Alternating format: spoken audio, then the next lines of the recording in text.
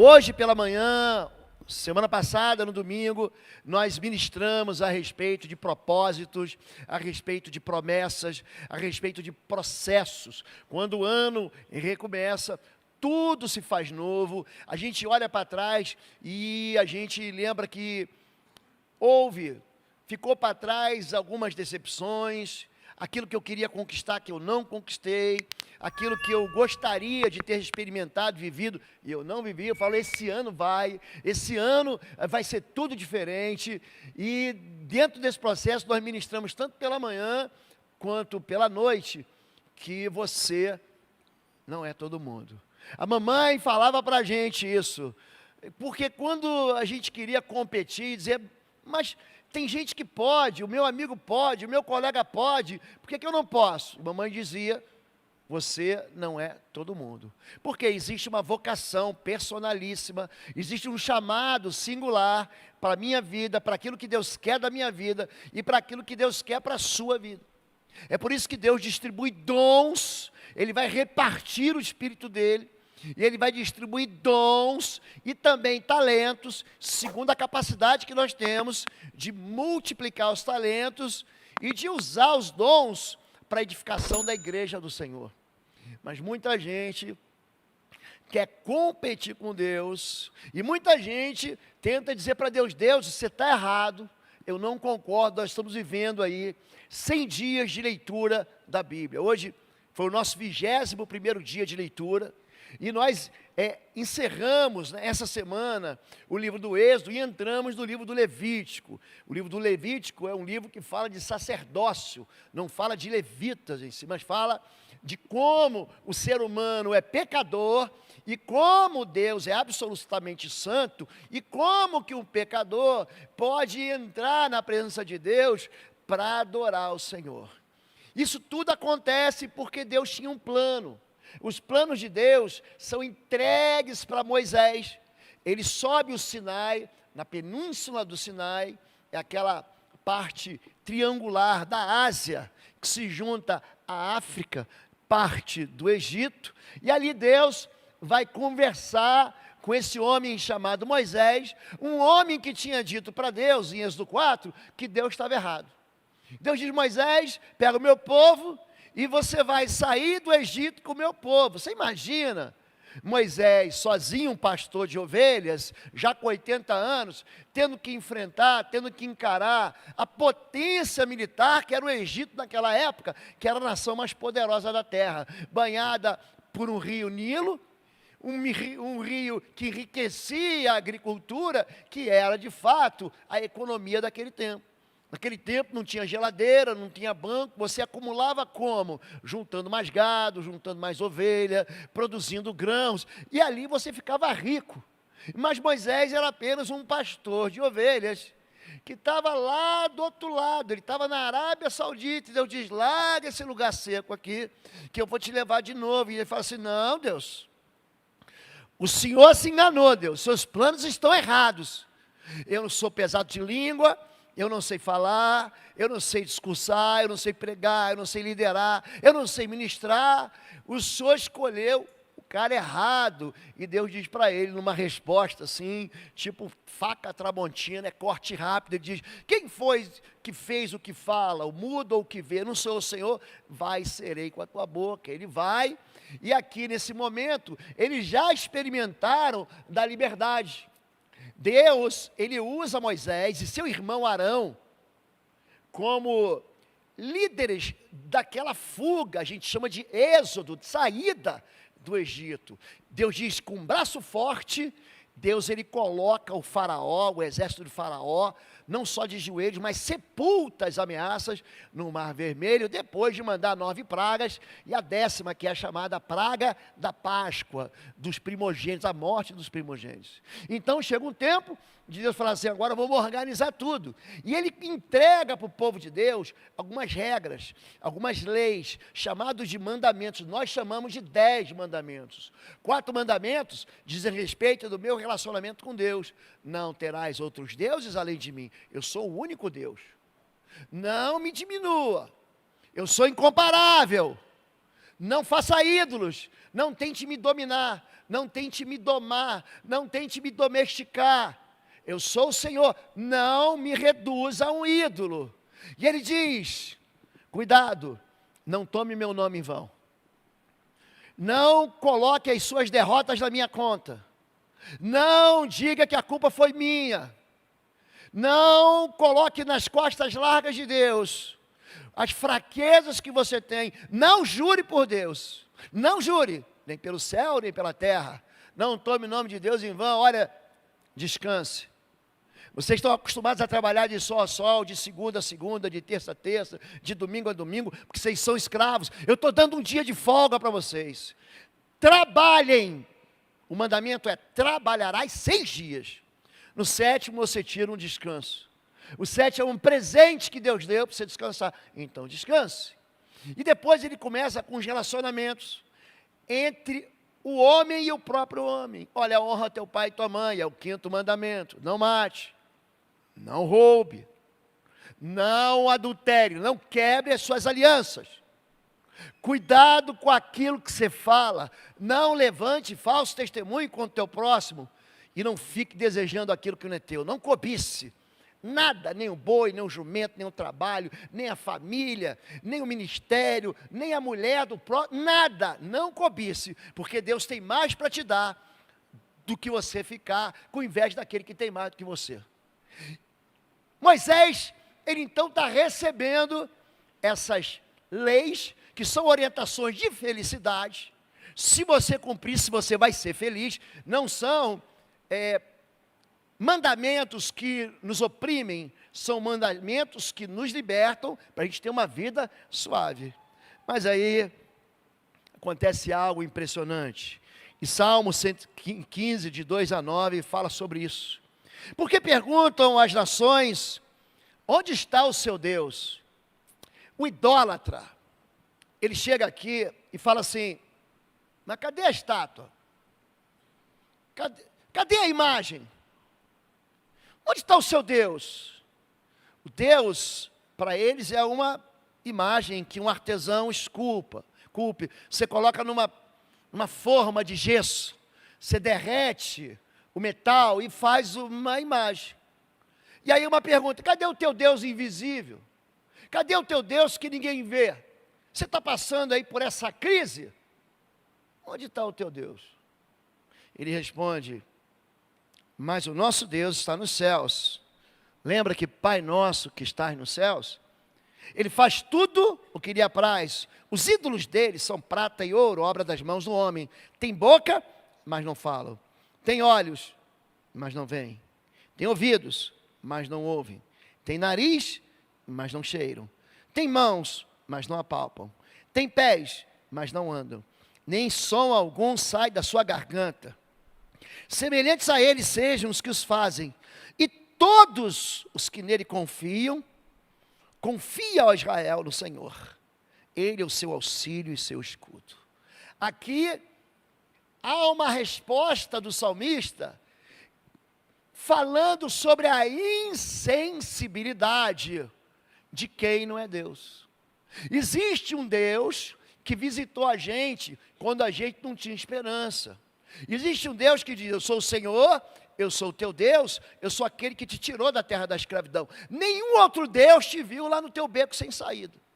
Nenhum outro Deus, você conheceu você e ouviu o teu clamor. Eu ouvi, e eu vim aqui para libertar vocês. A insensibilidade espiritual é uma fábrica de crises para a gente. Quando a gente não percebe, você me ouviu? Eu não te ouvi. Você não sentiu aquilo que eu senti? Eu não senti. Quando o coração está empedrado, quando a gente tem uma insensibilidade em qualquer área da vida, os pedaços da gente vão caindo. A lepra, o leproso, ele perde os pedaços do corpo, porque ele deixa de sentir. Aqueles órgãos que você diz, ai, sabe quando você se machuca e você retrai, você fica melindroso? a insensibilidade espiritual é a causadora de crises na nossa vida. Quando Deus fala sobre isso, Ele está falando, tem gente que está comprando gato por lebre, vendendo gato por lebre. É isso que Jeremias 2:10 diz. Ele vai, alguém já ouviu falar de algo parecido? Olha, uma manchete inédita. Isso é inédito, eu nunca ouvi falar nisso. Alguma vez uma nação trocou os seus deuses por outros, mesmo que não sejam deuses de verdade. O ídolo é um deus de mentirinha. É de mentirinha. Ele está ali. Ele tem boca e não fala, tem ouvido e não ouve. Ele tem mão e não palpa, tem pé e não anda. Nem um som sai da sua garganta. Ele está ali. É só uma estátua. Então ele está falando, os deuses das nações não trocam de deuses, mesmo que não sejam deuses de verdade. O meu povo, no entanto, trocou o seu Deus glorioso por ídolos inúteis. Os céus se espantam diante disso, ficam horrorizados e abalados, diz o Senhor, pois o meu povo cometeu 2 crimes. Abandonaram a mim a fonte de água viva e cavaram para si cisternas rachadas que não podem reter água. Eu troco água mineral por sede. Quer fazer uma troca comigo? Essa expressão gato por lebre, ela aparece na Europa, quando vem uma grande fome, e aqueles que eram caçadores de lebre, não tinham lebres para entregar. Então os donos dos restaurantes, os donos daquela que produziam, matavam o gato, e o gato sem pele fica muito parecido com a lebre sem pele. E aí eles começaram a ver o quê? Que era mais lucrativo, porque o gatinho é fácil de pegar. Você bota um pires com leite, você captura ele. A lebre não. Então o povo de Deus está fazendo uma escolha, uma troca. Agora, no início do ano, muita gente que recebeu presente no Natal, vai fazer troca. Não deu em mim. Não ficou bem em mim, não gostei. Eu vou trocar o meu carro, eu vou trocar a minha casa, eu vou trocar a minha roupa. Eu vou trocar, eu chego em algum lugar e eu digo assim, isso aqui não me faz bem. É isso que o povo de Deus vai fazer. Vai trocar o Deus glorioso, que é fonte, é aquilo que mata e que libera a vida. Mata a sede e libera a vida. Por um poço que não tem nada, um poço seco. E aí, congregai-vos e vinde, diz Isaías, chegai-vos juntos. Olha a troca boba que vocês fizeram. Os que escapaste das nações, nada sabem os que conduzem em procissão as suas imagens de escultura, feitas de madeira, e rogam e pedem a um Deus que não pode salvar. Deus diz, cuidado, você está falando com alguém que não vai te ouvir. Você está trocando um Deus que responde, um Deus que é vivo, um Deus que se intromete. Quando a gente fala de milagre, o que é um milagre, gente? É uma violação clara, de uma lei, de uma regra natural. Quando a gente terminou o livro do Êxodo essa semana, aí você vê a água virando sangue. Você vê o Nilo virando sangue. Você vê a rã, o lugar da rã é no brejo. As crianças cantam canções, dizendo que o sapo não lava o pé. Ele está na lagoa. E de repente, a rã sai da lagoa e vai entrar, vai subir na cama do faraó. Olha só que coisa. O pó vira piolho. A cinza vira mosca. Chove pedra do céu, mata o gado, mata as pessoas. Sabe uma chuva de granizo? Mas não cai sobre o povo de Deus. O povo de Deus, que fica numa terra chamada Gósen, ali no Egito, ali não chove pedra. Ali chove água, rega. Ali a mosca não vai. Ali a água não vira sangue. Deus está falando, eu sou um Deus que entra na tua história e muda a tua história. Eu sou um Deus que não se esconde. Então você está fazendo, andando, buscando, sacrificando para alguém inutilmente. Ele não vai te ouvir. Nada sabe os que conduzem em procissão imagens, rogam a um Deus que não salva, que não responde. E aí eu fico muito insatisfeito. Êxodo 32, verso 1, e aqui a gente dispara, dá a largada. Mas vendo o povo que Moisés tardava em descer do monte, acercou-se de Arão e lhe disse: levanta-te, faze-nos deuses, que vão diante de nós. Pois quanto a este Moisés, homem que nos tirou do Egito, não sabemos o que lhe terá sucedido. Essa expressão não é minha, é de um homem chamado Calvino. Calvino, que nós visitamos a igreja em Genebra junto com o pastor Sidney, no mês passado, no mês retrasado. Calvino diz que o coração do homem é uma fábrica que produz ídolos. Por que que Arão é imprensado? Por que que Arão é colocado numa situação, num beco sem saída? Número 1, porque a liderança não tem uma resposta para ele. Cadê Moisés? Moisés some, a resposta demora, eu estou ansioso. Esse Deus que demora não serve para mim. Esse Deus que tira o líder e leva ele lá para cima e fica conversando só com ele, não presta para mim. Aí na falta de Moisés, vai você mesmo, Arão. Como eu não tenho aquele que foi autenticado com sinais e maravilhas, que me tirou do Egito, rei morto, rei posto, já que Moisés não está, Arão, você vai resolver. Aliás, quem vai resolver é a gente mesmo. Aqui o que acontece é que a oração do Pai Nosso é a oração do eu mesmo. Seja feita a minha vontade, aqui na terra e de qualquer jeito. Deus aqui, Ele só serve para o meu propósito. Deus aqui só serve para o meu prazer. Deus aqui, Ele não está autorizado a ser Deus. Deus aqui não pode me dizer não. Deus aqui, Ele não pode me levar para um propósito, para um caminho diferente daquele caminho que eu acho que é. Aí eu pego a Bíblia, o que eu falo? Eu não concordo com isso. Você já leu a Bíblia e falou assim, mas Deus, eu não concordo com isso? Você já fez isso? Ou só eu que fiz isso? Eu não concordo, Deus. Eu não concordo com esse processo. Eu não concordo com esse propósito. O Senhor escolheu o cara errado. O Senhor escolheu a mulher errada. Jonas, vai para Nínive. Não vou. Porque eu não concordo que esse povo assírio seja salvo. Eu não vou para Nínive. Eu vou pegar um barco e vou lá para a Espanha. Eu vou para Tarsis. E a gente pensa que a gente pode fugir do propósito de Deus. A gente pode competir com Deus. A gente pode ganhar de Deus numa queda de braço. A gente pode entrar no ringue. Que loucura! Você entra dentro do ringue para lutar com Deus e você acha ainda a pretensão do coração idólatra. Qual é? É que ele mesmo seja o Deus dele. Quando Adão fala, Deus, você criou tudo, mas a partir de agora a gente comanda. Eu não preciso de Deus. Essa é a sugestão tentadora de Satanás, da serpente. Qual é a sugestão?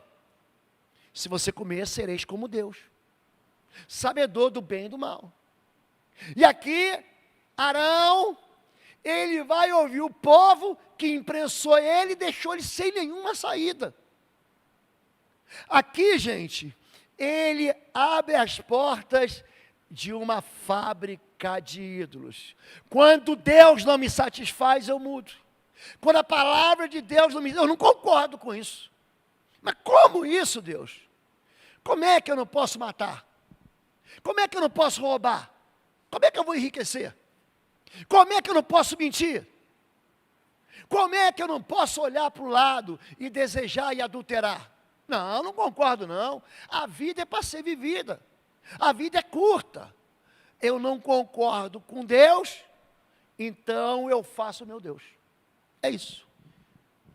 Deus, mas do meu jeito. Você vê artistas que têm mídia, falando sobre o Deus deles.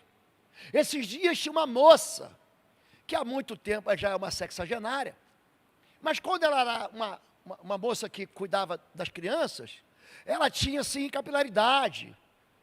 Aí hoje ela vem dizer quem é o Deus dela, que não é o Deus da palavra. Ela abriu uma fábrica de quê? De Deus. Então todo o povo arrancou as argolas de ouro, seus valores, que estavam em suas orelhas, e os trouxeram a Arão. E ele os tomou das suas mãos, eu gosto dessa palavra aqui que eu deixei negritada, trabalhou o ouro com um burril e fez dele um bezerro de fundição. Já que eu não concordo com Deus, já que Deus não deixa eu fumar maconha, já que Deus não deixa eu me embebedar, já que Deus não deixa eu jogar todo o meu salário aí no jogo do tigrinho, já que Deus, Ele não permite que eu use, você, a saia mais curta, cropped, já que Deus se escandaliza com aquilo que eu faço, eu crio um Deus para mim, pronto, eu pego o ouro, eu derreto o ouro, eu coloco Deus numa forma, esse Deus aqui está bonito, é esse Deus que eu quero. Eu não quero um Deus que me dê não, eu quero um Deus que me cure agora. Eu não quero um Deus que me faça esperar, eu quero um Deus que responda já. Eu não quero um Deus que promova na minha vida um processo de transformação, é a chamada hipergraça. Dentro da hipergraça, o que acontece? Vem para Jesus. Deus ama o pecador. É verdade? É verdade. Mas o diabo sempre dá uma esticada na verdade, dá uma torcida na verdade, para ela virar uma mentira. Sim, Deus ama o pecador, mas Deus transforma o pecador. Deus transformou Pedro, João, o apóstolo do amor, era o mais violento dos discípulos. João, gente, não era brincadeira não. João é aquele que diz assim, ó, os samaritanos não nos receberam, vamos orar para que Deus mande fogo do céu e queime eles. Jesus, calma, para aí, calma, vós não sabeis de que espírito vós sois, porque o Filho do Homem não veio para destruir, veio para salvar, João, calma. Ele com as suas cartas de amor, ele é transformado depois que o coração dele violento, agressivo, assassino, é transformado. Ou você acha que o apóstolo Paulo era gente boa? Aquele homem que hoje é referência doutrinária, as cartas de Paulo são doutrinárias para a igreja, ele era um homem terrível. O que a gente tem hoje? Não, eu não concordo. Aí o que eu faço? Eu faço Deus do meu jeito. Eu acredito que é assim, pastor. Eu acho que é assado. Eu acho que Deus não vai fazer isso, eu acho que Deus não vai fazer aquilo, eu acho que Deus não devia fazer isso, e morreu fulano, Deus está errado, devia morrer o ciclano.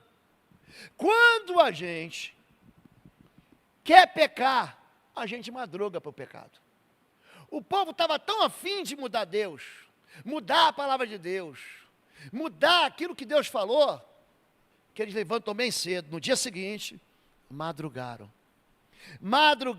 ofereceram sacrifícios, trouxeram ofertas, o povo assentou-se para comer e beber, e levantou-se para se entregar à farra. Aqui, eu vou tentar traduzir para você, foi uma orgia, para ficar claro, existia dentro do culto das nações pagãs, as chamadas prostitutas cultuais. Aqui eles celebraram Deus, porque eles estão achando que estão fazendo para Deus, mas é o Deus deles. Aqui eles levantam cedo, para que eu vou esperar o sol nascer? Se está tudo pronto para pecar, eu vou acordar de madrugada. É aquela pessoa que para trabalhar, para ir para a escola, para a responsabilidade, ela fica na cama enrolando para um lado, para o outro, para o lado e para o outro, mas quando ela vai viajar, ela nem dorme. Amanhã eu vou viajar, amanhã eu vou pegar um avião, vou pegar a estrada. Ai, estou tão ansioso, pastor, não consegui nem dormir. Eu peguei o passaporte, botei no bolso do pijama para não esquecer. Eu vou levantar de madrugada. Mas, meu filho, o voo só vai sair ao meio-dia. Não, mas 4 da manhã eu já estou de pé, que eu estou preparando tudo. O pecado, ele tem essa capacidade de atrair a gente, para a gente fazer aquilo que a gente quer e não o que Deus quer. E aí, vem um homem chamado Moisés. Por enquanto, a história está concentrada em quem? Naquele sacerdote. Então Moisés desceu do monte, verso 15, Êxodo 32, levando nas mãos as 2 tábuas da aliança, a Bíblia, pronto, era a Bíblia desde esse tempo. Estavam escritas em ambos os lados, frente e verso. As tábuas tinham sido feitas por Deus. Quando Moisés aproximou-se do acampamento e viu o bezerro e as danças, irou-se, jogou as tábuas no chão, ao pé do monte, quebrando-as. Tem gente, e eu já vi gente falar isso. Se Deus não fizer, eu rasgo a Bíblia. Se Deus não falar, eu rasgo a Bíblia. A gente faz isso. Quando a gente simplesmente ignora. Você sabe o que tem que fazer. Você não é ignorante. Você está na igreja. Teu pastor pregou para você. O ministro do college, da escola bíblica te ensinou. O teu líder de célula discutiu isso com você. Você sabe qual o caminho que você vai traçar, mas você pega a contramão. O que você faz? Você rasga a Bíblia. É quando você diz aqui, desse jeito eu não faço. Aqui Moisés está falando para Deus, não, mas eu não quero assim. E ele está achando que Deus vai mudar, porque o coração dele mudou. Por causa da ansiedade do povo, por causa da necessidade do povo, por causa da garantia que eles não tinham, eu não estou vendo ninguém, eu não estou vendo Moisés, subiu. Não existe um Deus para adorar, o que eu faço? Eu construo um Deus. Quando Moisés, que ele sabe o preço que ele pagou, para deixar Midian, ir para o Egito e tirar aquele povo, encarar o faraó, bater boca com o faraó, e dizer, ó, assim diz o Senhor. Faraó lembra, ele lidera o povo para a travessia do mar que nunca tinha aberto. Ele passa a pé seco. Ele não passa em lama. Saiu na Netflix um filme, chama Êxodo, um artista famoso. Interessante como é que a licença poética do diretor gosta de tirar o poder daquilo que tem poder. Faz com que o milagre vire apenas um fenômeno meteorológico, de ondas da maré. Quando Deus ele faz o que faz, ele cobra um preço de sacrifício para Moisés. E aqui o povo de Deus decepciona tanto que ele fala assim, não quero mais ser pastor, não quero mais ser líder, eu não quero mais ser pai, eu não quero mais ser marido, eu não quero mais continuar, chega! Sabe quando você chuta o balde? Sabe quando você larga os betes? É isso que está acontecendo aqui. E aí, Deus vai dizer para ele, 2 capítulos depois, capítulo 34, diz o Senhor a Moisés, vamos de novo. Vamos fazer de novo. Está ali 2 tábuas de pedra semelhantes às primeiras, e nelas escreverei as palavras que estavam nas primeiras tábuas que você quebrou. E Deus não vai mudar nada. A palavra de Deus é chamada de concerto, de aliança eterna. Tiago capítulo 1, verso 17, diz que Deus é Pai das luzes, e nele não há mudança nem sombra de variação. Sabe o que isso significa? Foi Deus que criou o sol, por exemplo. Deus criou as estrelas, e quando o sol, ele bate aqui nesse planeta Terra, ele projeta sombras. Se você mora perto de um lugar que tem uma torre, você tem uma árvore, você tem um prédio em frente à sua casa, você vai ver que à medida com que o sol nasce, aquela sombra, ela vai mudando. Ela estava apontando para lá, agora está apontando para cá, está apontando para cá. O que Deus está dizendo é o seguinte, eu não sou como uma sombra, que a cada hora está apontando para um lugar, eu não mudo. Deus tem um propósito e Ele não muda. Sobe, Moisés, eu vou escrever as mesmas palavras. E continua assim, Moisés lavou 2 tábuas de pedra semelhantes às primeiras, e subiu ao monte Sinai, logo de manhã, como o Senhor lhe havia ordenado, levando nas mãos as 2 tábuas de pedra. Olha aqui, pecado tem consequência. Pecado tem consequência. Você quebrou? Você gastou demais? Você foi orgulhoso? Você disse palavras duras e estúpidas? Você afastou pessoas? Querido, você vai ter que pagar essa conta aí. Você vai ter que consertar. Você vai ter que voltar lá atrás e falar assim, olha, se eu defraudei alguém, não é isso que Zaqueu diz? Eu vou devolver 4 vezes mais. Ele conserta. O pecado exige de mim confissão. Eu pequei. Não é que eu aprendi errado, não é que eu fui ensinado errado, não é que o ambiente da minha família, pastor, se você soubesse a família que eu tive, o pai que eu não tive, a mãe que eu não, o senhor ia entender por quê? Por que eu sou tão duro? Por que eu sou tão violento? Por que eu sou tão cavalo? Por isso que eu sou tão estúpido? Por que a mulher é tão crítica? Por que ela duvida e diz, nenhum homem presta? Porque você pega a história dela e ela vira uma boa desculpa para eu continuar sendo aquela mesma pessoa de sempre. Eu querer justificar o meu erro. Não, eu quebrei a pedra, eu rasguei a Bíblia, eu ignorei o princípio, eu simplesmente não quis obedecer, mas eu tive razão para isso. Aqui Deus está falando para Moisés, sabe o quê? Olha para mim. Se você não reconhecer onde você errou, você nunca vai encontrar de novo o seu destino. Pecado, gente, traz consequência. Você tem que entender que Deus entregou Jesus por causa do pecado. Fala, povo de Deus, um breve intervalo aqui. Esse ano, de 25 a 27 de abril, estaremos juntos aqui em Curitiba, no único curso presencial que eu vou ministrar. Vai ser um encontro sobre guerra espiritual e aprofundamento na guerra espiritual. É um curso que nós vamos nivelar conhecimentos, vamos entregar armas de guerra para você, você não pode perder. As inscrições estão no www.institutoexodus.com. Também, você que quer adquirir os cursos, nós temos os cursos online no pastorlô.com e os nossos livros na plataforma pastorlô.com. Deus abençoe sua vida. A gente se encontra aqui em Curitiba em abril. O pecado não é alguma coisa que você diz, foi um pecadinho. O pecado, ele produz um salário. O salário do pecado, gente, sempre vai ser morte. Sempre vai ser morte. E ele continua, deixa passar. Portanto, se alguém está em Cristo, é nova criação. As coisas antigas já passaram e eis que surgiram coisas novas. A discussão aqui é entre judeu e grego.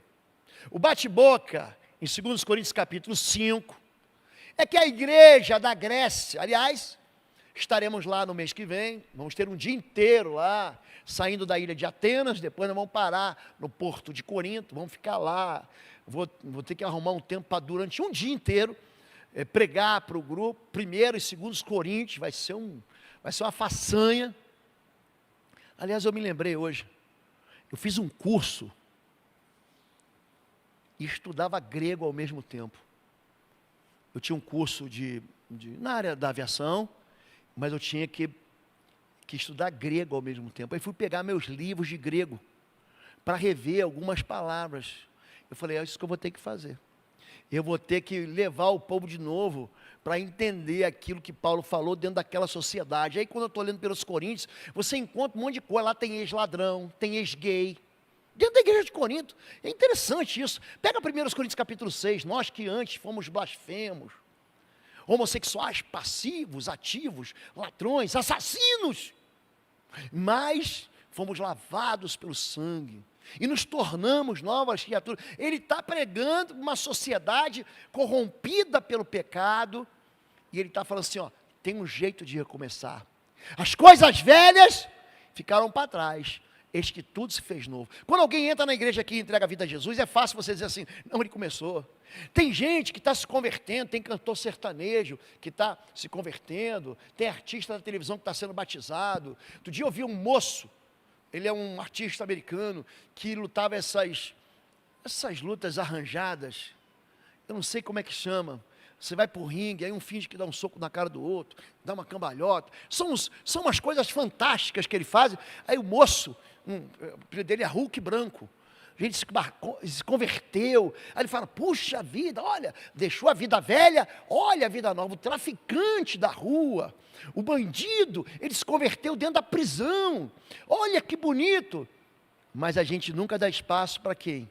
Para quem já está na jornada.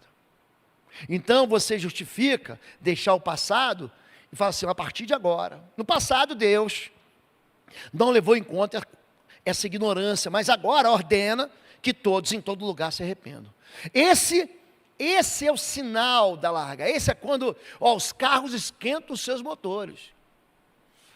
Acendeu a luz vermelha, aí quando a luz vermelha, Fórmula 1, vai apagando, aparece luz verde, todo mundo vai dar uma largada. Por quê? Porque eu me converti agora. Eu era ignorante, pastor. Está aí, Paulo, eu que anteriormente fui isso aí, blasfemo, perseguidor, insolente, ele usa a palavra injuriador, mas alcancei misericórdia. O que foi a misericórdia? A misericórdia foi aquele turbo inicial, foi aquela gasolina de alta octanagem que explodiu no meu motor e me empurrou. Sabe disso? É isso. Quando a gente não, porque eu nunca ejetei. Quando você está num avião que tem assento ejetável, quando você aciona o assento ejetável, você puxa uma alavanca, ou de cima, ou de baixo, explode debaixo de você, gente, aquilo ali é explosivo.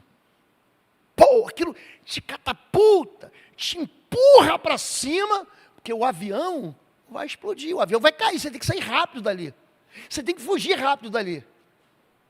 Ele está dizendo que a misericórdia é o assento ejetável para quem está indo para o inferno. Ele alcançou misericórdia. Por quê? Porque ele começou e ele estava ignorante. Paulo estava achando que estava fazendo bem para Deus. Ele perseguia em nome de Deus, o Deus dos hebreus, o Deus dos judeus. E ele ficava contra essa, entre aspas, nova seita dos cristãos. Pastor, e gente velha, cai? Crente que está 1 mês, 1 ano, foi batizado, 10 anos. Crente que está 20 anos na igreja, cai. A Bíblia chama isso de tombo. O justo cairá 7 vezes. E a palavra justiça aqui não nos remete apenas a um tribunal, como alguém que faz uma decisão, faz uma arbitragem, pronto, justo. Ele está dizendo o seguinte, que a partir do momento em que Jesus entra na sua vida, você é declarado inocente. Sabe o que é inocente? Qual é a minha garantia de ir para o céu? O fato de Deus ter entregado Jesus para sofrer a minha morte. Ponto final. É isso que me torna inocente. Eu sou inocente porque eu devia cumprir uma pena e alguém cumpriu a pena no meu lugar. É por isso que Paulo diz, e ele está tão feliz em Romanos capítulo 8, porque ele está construindo uma visão assim, não tem escapatória para você não.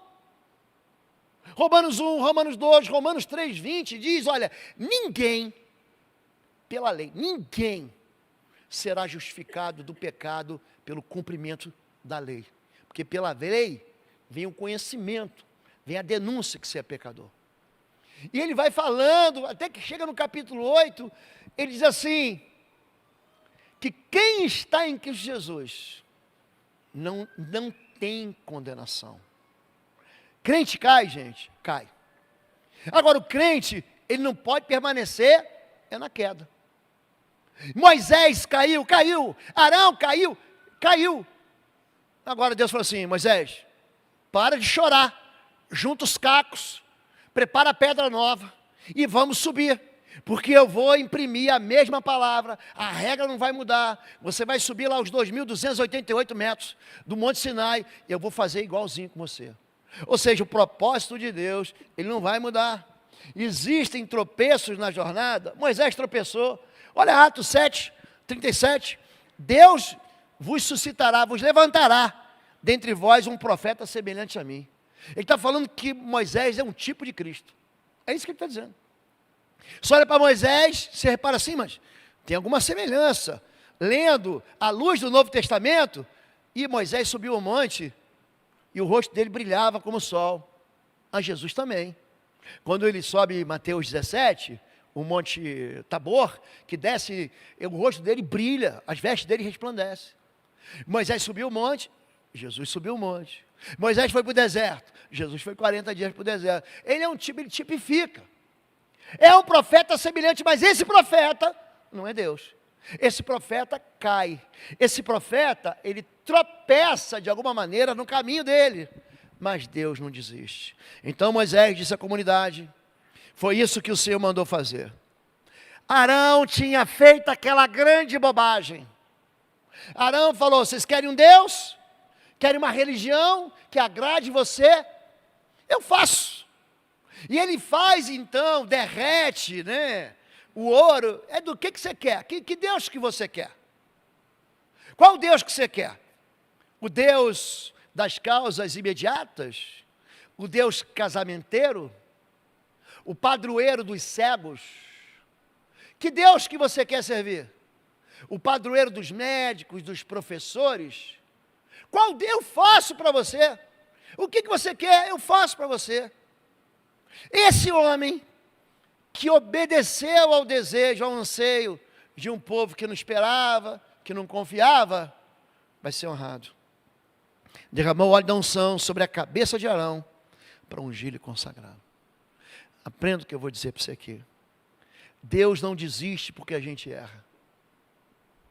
Existem propósitos imutáveis, porque eu, Senhor, não mudo. Você sabia disso? Você sabia que você pode fazer a maior lambança? Lambança. Não faça lambança. Não é isso que eu estou dizendo. Tem que falar direito aqui, senão o povo vai, o pastor autorizou. Não. Se você escorregar, cair na lama, Deus não vai te odiar, porque Ele já te ama 100%. Não vai. Você vai ter uma colheita de consequência. Bora tomar esse banho, bora lavar essa roupa, vamos embora recomeçar. Sei que quando você cai, o que você sente? Vergonha. Você é humilhado. Que vexame, pastor. Eu caí, todo mundo me viu tomando um tombo. Você não tem isso? Parece que todo mundo está olhando para você. Na verdade, ninguém está olhando para você. Mas você se autocensura, você se autocritica, você diz, puxa, é agora, com que cara que eu vou lá? Como se Deus fosse se espantar, mas Deus já sabia disso. O que Ele não quer? Ele não quer que você ache que o propósito dele vai mudar, porque não vai mudar. Os propósitos são eternos. Bem sei que tudo podes e nenhum dos teus planos pode ser frustrado. Nenhum. E Jó fala isso depois de ele ser atacado por uma lepra de úlceras, por perder 10 filhos, por perder a dignidade, por perder os filhos, por perder tudo que ele perde, tudo. Deus tira tudo de Jó. Sabe o que é tudo? Sabe por que Deus tira as coisas da gente? Sabe por quê? Porque quando a gente tem muita coisa, a gente não consegue enxergar Deus. Jó tinha tanta coisa, aí Deus vai lá e faz assim, ó, tira tudo. Aí Jó fala assim, antes eu te conhecia de ouvir falar, mas agora que saiu tudo, os meus olhos te veem. O deserto é um lugar que a gente conhece Deus de um jeito que a gente não conhecia. Deus ama explicar, Deuteronômio 8:3, eu te levei para o deserto, eu te humilhei, eu te deixei passar fome, para que você entenda de uma vez por todas que nem só de pão viverá o homem, mas de toda a palavra que sai da boca de Deus. Eu fiz milagre, fiz chover pão do céu, sabia disso? Fendi a rocha e trouxe água do meio da rocha para você no meio do deserto. Mas existem missões e propósitos que estão dentro dos processos de Deus.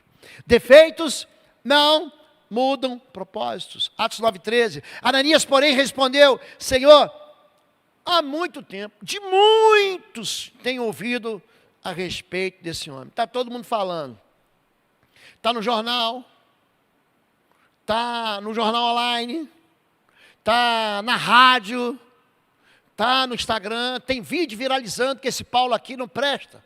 Eu tenho ouvido de muita gente. São muitas testemunhas aqui. Quantos males tem feito aos teus santos em Jerusalém? Está perseguindo crente. Mas o Senhor lhe disse, vai, porque esse Paulo aí, é para mim um instrumento escolhido para levar o meu nome perante os gentios e reis, bem como perante os filhos de Israel. Presta atenção. Deus pegou o teu currículo, tinha uma pilha, fez assim, ó. Esse propósito. Aí todo mundo vai dizer, Deus, para com isso. Pega Pedro, ele é o cara. Pedrão, para quê? Porque Pedro não ia fazer aquilo que Paulo foi chamado para fazer. Paulo, judeu de judeus, da tribo de Benjamim, estudou no melhor colégio, na melhor faculdade, fez pós-graduação com Gamaliel, que era o teólogo, era o cara daquele tempo, ele era o sábio daquele tempo, ele é um homem que tem um temperamento colérico, ele faz, não quer ir? Fica para aí que eu vou sozinho. O negócio dele é foco. E ele entra numa cidade, vai para outra cidade, e vai para outra cidade, e a igreja diz, fica mais um pouco. Ele, não, sou missionário. Fique você com a igreja, você está pronto, ele vai embora. Paulo foi chamado para fazer algo que Pedro não podia fazer, que Tiago não podia fazer, que João não podia fazer. Por quê? A vocação, vou repetir, é personalíssima. É específica. É singular. Não adianta você dizer para Deus que os seus defeitos vão impedir você de cumprir algo. Eu fico olhando para a gente e falo assim, esse homem aqui vai arrebentar, essa moça aqui vai arrebentar. Porque defeitos não mudam propósito, porque senão Deus não fazia nada. Quem que é o certinho? Quem que é o perfeitinho? E Deus vai usar a gente. Querido, presta atenção, o teu passado não muda o propósito.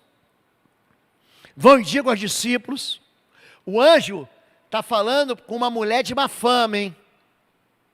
Jesus ressuscitou, e o anjo aparece no jardim do túmulo, para Madalena. Estava ela e mais mulheres, digam aos discípulos, quem são os discípulos? Os 12 menos Judas que foi se enforcar, eram 11. Pedro era discípulo? Claro que era, mas ele diz, e a Pedro? Diga aos discípulos, e diga a Pedro, que também é discípulo. Ele está indo adiante de vocês para Galiléia, lá vocês verão como ele lhes disse. Ele está falando assim, Jesus ressuscitou. Fala para todo mundo, que naquela hora grotesca, na hora da prisão de Jesus, na hora que os soldados romanos, os soldados do templo, na hora que Judas foi lá para trás para dar um beijo, na hora que Jesus foi apanhado, na hora que Jesus foi capturado, na hora que Jesus ele vai ser julgado pelo Sinédrio, por Anás, por Caifás, ele é julgado por Herodes, por Pôncio Pilatos. Naquele momento todo mundo, sai fora, vira leproso, vai sobrar para mim. Você era Galileu. Alguém fala para Pedro, ele diz, não, você está enganado. Você me confundiu. Aí vem outro e diz, você andava com ele, você se veste igual a ele, você fala igual a ele. Pedro, você está doido? O que você comeu no café da manhã? Não, eu não. Aí vem uma menininha. Aí, gente, quando a gente se acovarda, diante do testemunho de uma menininha, que a coisa está ruim para a gente. Toda aquela macheza de Pedro, na última ceia, Jesus lava o pé de Pedro e diz, essa noite um de vós há de me trair. Pedro tira a espada. Se fosse hoje ele tirava a pistola, o fuzil, tirava o R15, tirava o facão, a peixeira, a espada. Bom, enfim. E ele fala, ainda que todos te neguem, eu jamais te negarei. Pedrão, o galo vai cantar, já vai ter caído 3 vezes pelo caminho aí. Vai ter se acovardado por causa de menininha. Aí Pedro fala o quê? Ele vai chorar amargamente. Quando o galo canta, Pedro está numa fogueira, gente. Quentinho lá, e Jesus está surrado. Jesus, ele foi torturado, está nu. Naquele frio de Jerusalém, imagina, gente. Aí, quando o galo canta, Jesus só dá uma olhadinha assim para ele. Não falei para você? Mas aquela derrota, aquele tombo, não ia roubar de Pedro o quê? A vocação. O chamado. Jesus, ele chega para Pedro, acho interessante. Ele chega para Pedro e diz assim: Pedro, você me ama? Ele restaura o amor de Pedro. Pedro tinha negado o melhor amigo. Você já imaginou? Você trai o teu melhor amigo. Você está 3 anos com o teu melhor amigo. Você trai ele. Já imaginou isso? Aí de repente você se encontra na praia aqui em Caiobá. E não dá para você escapar porque vocês estão sozinhos em Caiobá. Então Jesus está ali, preparando um sanduíche de peixe, que é isso que ele está fazendo, pão com peixe. Pedrão chega, Jesus está lá. Eu falo assim: peraí que eu preparei um café da manhã para você, Pedro. Imagina o que Pedro pensou. Ele falou assim: qualquer hora Jesus vai me dar uma lambada, vai jogar na minha cara. Você me abandonou. Aí Jesus chega assim: e aí, Pedrão, você me ama? Ele restaura o amor e diz assim: então vou restaurar teu ministério, cuida dos meus cordeirinhos. Pedro achou que tinha acabado, não achou que tinha acabado? Achou ou não achou, gente? O que Deus faz com Pedro? Restaura Pedro. Ele recomeça. Então o recomeço do ano, e a gente está no recomeço do ano, algumas pessoas eu estou vendo de novo, desde o ano passado, estão chegando aqui agora. O recomeço da vida da gente muda a história da gente. Por quê? Porque o propósito que Deus tinha no ano passado continua sendo o propósito desse ano. Ele não vai mudar. Ele não vai dizer assim: desisto. Quem é a pessoa que Deus desiste, gente? Explica, mostra para mim. Eu gosto quando Isaías diz, fala de Jerusalém. Ele tem um amor pela cidade de Jerusalém. Ele chora. Jesus diz: Jerusalém, Jerusalém, você mata os profetas. Pensa um Deus que fez um acordo com Jerusalém. Por isso que Jerusalém é cobiçada, é tomada. É por isso que Jerusalém tem um monte de guerra, todo mundo quer aquele pedaço de terra ali. É um lugar amado pelo Senhor. E ele fala: pode uma mãe que deu luz, que amamenta o seu filho, esquecer do seu filho? Já esqueceu o seu filho? Já esqueceu? Está aqui a mamãe com o bebezinho, ela vai para casa: cadê meu bebê? Deixei lá em Bom Retiro, volta para pegar. Você esquece? A mãe se esquece de filho, gente? A mãe esquece de tudo, esquece de comer, esquece de tomar banho, esquece de fazer comida, esquece de mas o filho ela não esquece. Mas Deus fala: se acontecer uma loucura dessa, se uma mãe se esquecer, eu não vou me esquecer de você. O teu nome está nas minhas palmas, na minha mão. Eu olho para você aqui, ó. Eu vejo você o tempo todo. Deus, Ele tem uma fidelidade que não quebra. Ele tem uma capacidade de perdão, que assim como o Oriente dista do Ocidente, Ele afasta o pecado de nós. É um negócio enorme, gente. O tamanho do amor de Deus é enorme. É por isso que o propósito dele não vai acabar. Deus tem um plano perfeito, sabe para quem? Para gente como eu, você, como Pedro, como Moisés, como Arão, como Jonas, como Jacó. Deus tem um plano para a gente como a gente. Vamos ficar em pé, em nome de Jesus. A insensibilidade espiritual, ela obriga a gente, ela convida a gente para que a gente abandone o nosso Deus e o propósito que o nosso Deus tem para a gente. Olha para mim aqui, ó. Eu sei que tiveram coisas que deram errado na sua vida, eu sei disso. E eu sei que tem mais coisas que podem dar errado. Eu sei que às vezes Deus se demora, gente. Gente, eu queria assim, muitas vezes eu queria assim um Deus mais rápido. A gente está construindo aqui o Espaço Together, e eu preciso dar um ambiente confortável para o Jump, que são os nossos pré-adolescentes, para os adolescentes, para os jovens, um espaço para eles, que tem a cara deles, o propósito deles. Preciso de um restaurante, gente. Preciso de um restaurante. Quero sair daqui com uma cafeteria. Quero. Uma temaqueria. Uma hamburgueria. Estou falando com o paizinho, eu sou pidão. Paizinho, sou pidão. Aí eu fui essa semana lá, com o Cris. Vamos lá olhar a obra, Cris. Olha que legal, a obra aumentou. O lugar que era para 100 ficou para 200. Por que não dar espaço para 100? Simplesmente para os nossos jovens. Para você ter uma ideia, nós temos 350 crianças cadastradas no Ministério Infantil. Se você tem filho e não foi lá, vai lá. Isso significa que nós devemos ter aí em torno de 150 a 200 casais, pais aqui. São casas, só de casais jovens com crianças. Temos aí uns 200 casais jovens, são 400 pessoas. Imagina se eu faço uma festa para eles, não tem espaço. Eu falo, Deus, vamos fazer isso rápido, não é isso?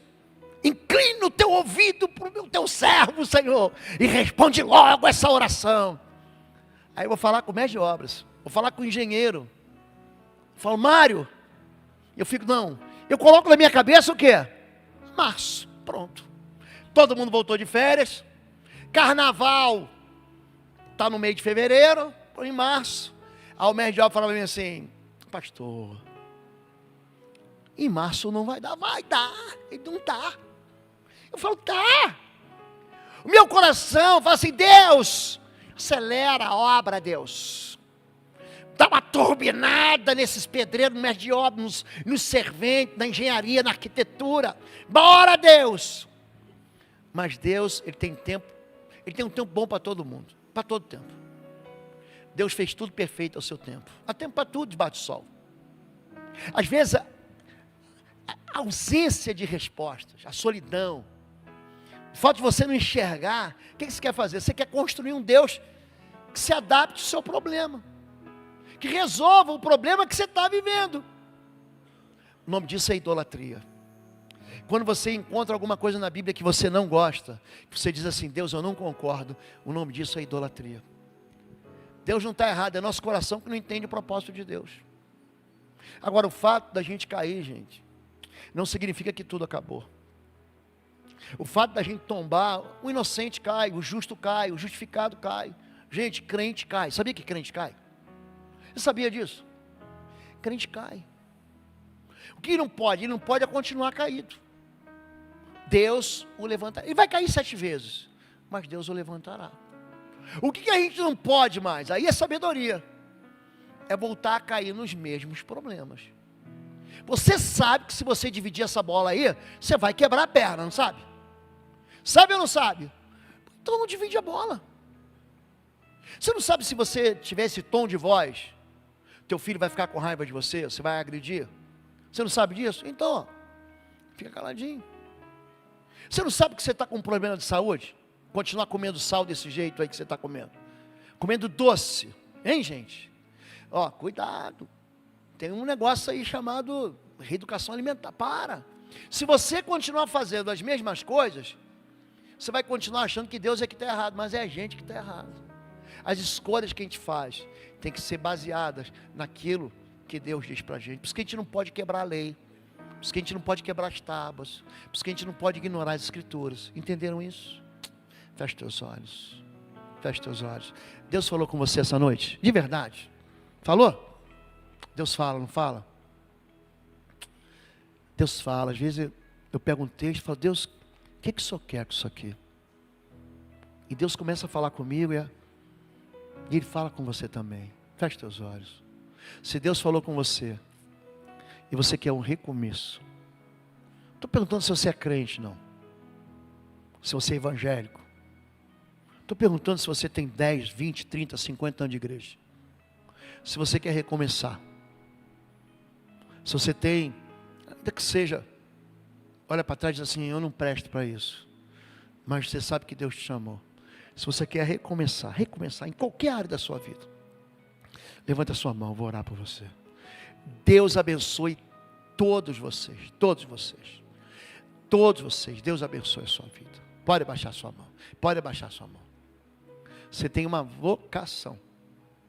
Tem uma vocação. Você tem um chamado, só que você acha que você não é competente. Você acha que você não está pronto. Você acha que você não fala bem, não cozinha bem, não anda bem. Isso tudo é mentira. Deus é um Deus que faz a gente ser, Ele tem propósito para a gente.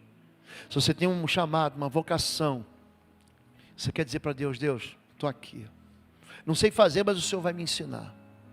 Não consigo fazer, mas eu quero pedir que o Senhor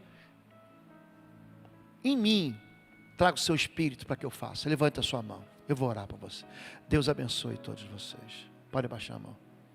Se você quer começar agora, pode baixar sua mão. Se você quer começar agora a tua jornada com Deus, hoje.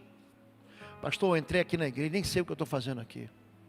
Alguém me trouxe, eu vim sozinho. Alguém falou, poxa, minha igreja é legal, meu pastor é legal. Vamos lá um pouquinho, você está passando por uma dificuldade, querido.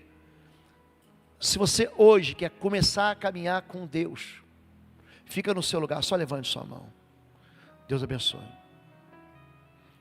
Quero começar a caminhar com Deus, Deus abençoe. Pode baixar sua mão. E por último, você já é crente. E você acha que aquilo que está quebrado, estragado, não pode ser refeito. Querido, vamos subir junto. Vamos andar junto. A gente pega os pedaços, os cacos. A gente pega tudo isso. A gente vai talhar pedras novas. Para Deus escrever de novo aquilo que a gente quer. Amém? Vamos orar? Deus e Pai querido, é no nome do Teu Filho Jesus que nós nos juntamos a Moisés. Hoje nós nos juntamos a Arão, Senhor. Todos nós negociamos a nossa fé. Um dia nós tropeçamos. Trocamos pelo imediato, aquilo que era eterno. Trocamos gato por lebre. Trocamos água da vida por sede. Pai, todos nós um dia derretemos ouro para fazer um Deus para a gente. Um Deus que se adaptasse aos nossos problemas. Um Deus que respondesse às nossas dificuldades. Um Deus que abrisse exceção para a gente. Um Deus que construísse uma regra nova para a gente. Tudo isso é pecado. Te pedimos perdão, Pai, porque criamos deuses de mentirinha. Criamos falsos deuses. Estabelecemos ídolos entre nós. Hoje nós confessamos que o Senhor é bom, que a sua palavra é perfeita, que os seus propósitos, que os seus planos, que os processos que o Senhor tem para nós, eles são perfeitos. Hoje nós reconhecemos, Senhor, que o Senhor é Deus na nossa vida. Hoje nós queremos de novo, Senhor, nos encontrar contigo, reconhecer o nosso pecado, pegar a consequência daquilo que a gente estragou e consertar. Nós não queremos ignorar a tua misericórdia, nem a tua compaixão e nem abusar da tua graça. Não deixa o teu povo viver de tombo em tombo. Não deixa o teu povo se jogar no chão propositadamente. Não deixa o teu povo fazer escolhas que vão destruir a vida dele. Abençoa o teu povo. Abençoa Bom Retiro. Dá para o teu povo uma relargada, Senhor. Dá para o teu povo um novo impulso.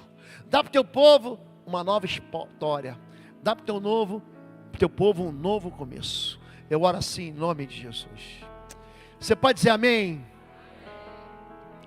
Comece de novo. O ano está começando? Então comece de novo. Comece de novo. Bom Retiro existe para abençoar a sua vida. É isso que a gente tem aqui.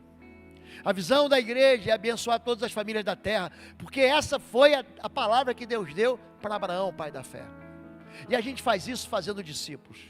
Você que não é membro, você que nos visita, queria dar um abraço aí nos visitantes. Acho que eu vou lá para a porta hoje.